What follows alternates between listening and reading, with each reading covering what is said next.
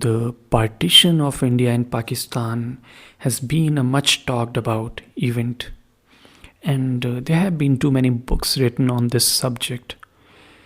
Today, I'm not going to talk about history or any non fiction work on this, but rather a novel which is based around that time.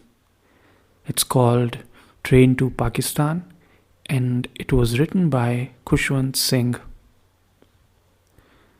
So let me just read first couple of pages from this novel, and which really set the stage of this novel. This will just describe the settings of the novel and nothing much. Won't give you any clue about the story. And I'm sure you won't mind that.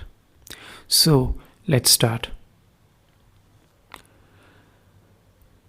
The summer of 1947 was not like other Indian summers.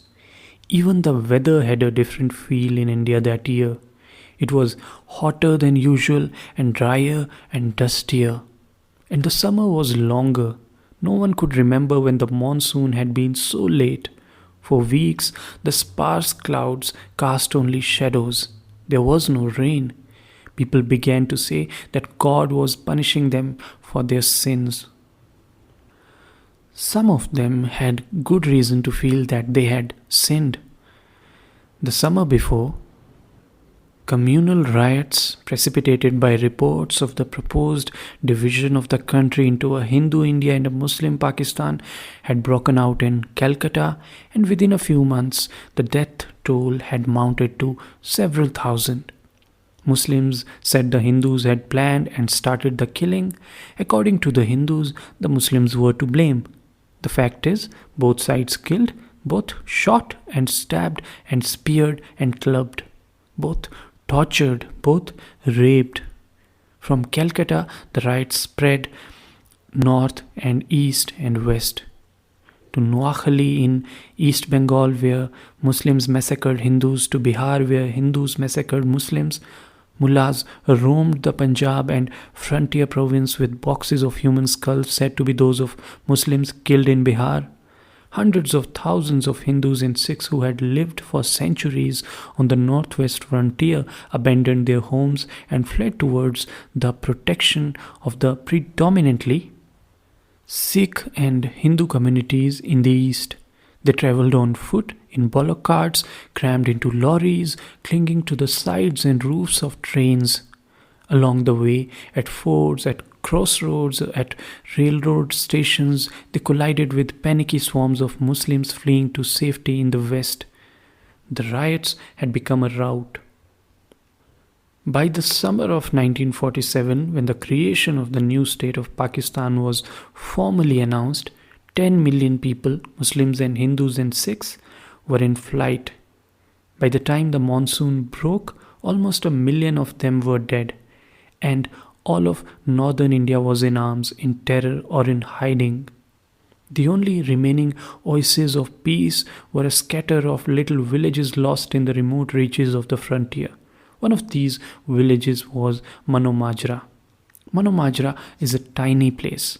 It has only 3 brick buildings, one of which is the home of the moneylender Lala Ramlal. The other 2 are the Sikh temple and the mosque. The 3 brick buildings enclose a triangular common with a large peepal tree in the middle. The rest of the village is a cluster of flat-roofed mud huts and low-walled courtyards which front on narrow lanes that radiate from the center. Soon the lanes dwindle into footpaths and get lost in the surrounding fields. At the western end of the village there is a pond ringed round by kikar trees. There are only about 70 families in Manomajra, and Lala Ramlal's is the only Hindu family. The others are Sikhs or Muslims, about equal in number. The Sikhs own all the land around the village. The Muslims are tenants and share the tilling with the owners. There are a few families of sweepers whose religion is uncertain. The Muslims claim them as their own, yet when American missionaries visit Mano Majra, the sweepers wear khaki, sola topis, and join their womenfolk in singing hymns to the accompaniment of a harmonium. Sometimes they visit the Sikh temple too, but there is one object that all Mano Majras, even Lala Ramlal, venerate. This is a 3 foot slab of sandstone that stands upright under a kikar tree beside the pond. It is the local deity, the Dio to which all the villagers, Hindu, Sikh, Muslim, or pseudo Christians, repair secretly whenever they are in a special need of blessing. Although Manu Majra is said to be on the banks of the Satluj River, it is actually half a mile away from it. In India, villages cannot afford to be too close to the banks of rivers. Rivers change their moods with the seasons and alter their courses without warning. The Satluj is the largest river in the Punjab. After the monsoons, its waters rise and spread across its vast sandy bed, lapping high up the mud embankments on either side. It becomes an expanse of muddy turbulence more than a mile in breadth. When the flood subsides, the river breaks up into 1,000 shallow streams that wind sluggishly between little marshy islands. About a mile north of Manomajra, the Satluj is spanned by a railroad bridge. It is a magnificent bridge. Its 18 enormous spans sweep like waves from one pier to another, and at each end of it there is a stone embankment to buttress the railway line. On the eastern end, the embankment extends all the way to the village railroad station. Manomajra has always been known for its railway station.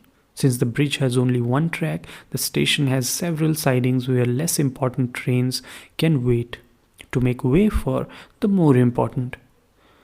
A small colony of shopkeepers and hawkers has grown up around the station to supply travelers with food, bitter leaves, cigarettes, tea, biscuits, and sweetmeats. This gives the station an appearance of constant activity and its staff a somewhat exaggerated sense of importance. Actually, the station master himself sells tickets through the pigeonhole in his office, collects them at the exit beside the door, and sends and receives messages over the telegraph ticker on the table. When there are people to notice him, he comes out on the platform and waves a green flag for trains which do not stop. His only assistant manipulates the levers in the glass cabin on the platform, which control the signals on either side, and helps shunting engines by changing hand points on the tracks to get them onto the sidings. In the evenings, he lights the long line of lamps on the platform. He takes heavy aluminium lamps to the signals and sticks them in the clamps behind the red and green glass. In the mornings, he brings them back and puts out the lights on the platform. Not many trains stop at Manomajra. Express trains do not stop at all. Of the many slow passenger trains, only 2, one from Delhi to Lahore in the mornings and the other from Lahore to Delhi in the evenings, are scheduled to stop for a few minutes. The others stop only when they are held up. The only regular customers are the goods trains. Although Manomajra seldom has any goods to send or receive, its station sidings are usually occupied by long rows of wagons. Each passing goods train spends hours shedding wagons and collecting others. After dark, when the countryside is steeped in silence, the whistling and puffing of engines, the banging of buffers, and the clanking of iron couplings can be heard all through the night. All this has made Manomajra very conscious of trains. Before daybreak, the mail train rushes through on its way to Lahore, and as it approaches the bridge, the driver invariably blows 2 long blasts on the whistle. In an instant, all Manomajra comes awake. Crows begin to caw in the kikar trees, bats fly back in long silent relays and begin to quarrel for their perches in the people. The mullah at the mosque knows that it is time for the morning prayer. He has a quick wash, stands facing west towards Mecca, and with his fingers in his ears, cries in long sonorous notes, Allahu Akbar. The priest at the Sikh temple lies in bed till the mullah has called. Then he too gets up, draws a bucket of water from the well in the temple courtyard, pours it over himself, and intones his prayer in monotonous sing-song to the sound of splashing water. By the time 10:30 morning passenger train from Delhi comes in, life in Mano Majra has settled down to its dull daily routine. Men are in the fields, women are busy with their daily chores, children are out grazing cattle by the river. Persian wheels squeak and groan as bullocks go round and round, prodded on by curses and the jabs of gods in their hindquarters. Sparrows fly about the roofs, trailing straw in their beaks. Pie dogs seek the shade of the long mud walls. Bats settle their arguments, folding their wings and suspend themselves in sleep. As the midday express goes by, Manu Majra stops to rest. Men and children come home for dinner and the siesta hour. When they have eaten, the men gather in the shade of the peepal tree and sit on the wooden platforms and talk and doze. Boys ride their buffaloes into the pond, jump off their backs and splash about in the muddy water. Girls play under the trees. Women rub clarified butter into each other's hair, pick lice from the children's heads, and discuss births, marriages, and deaths.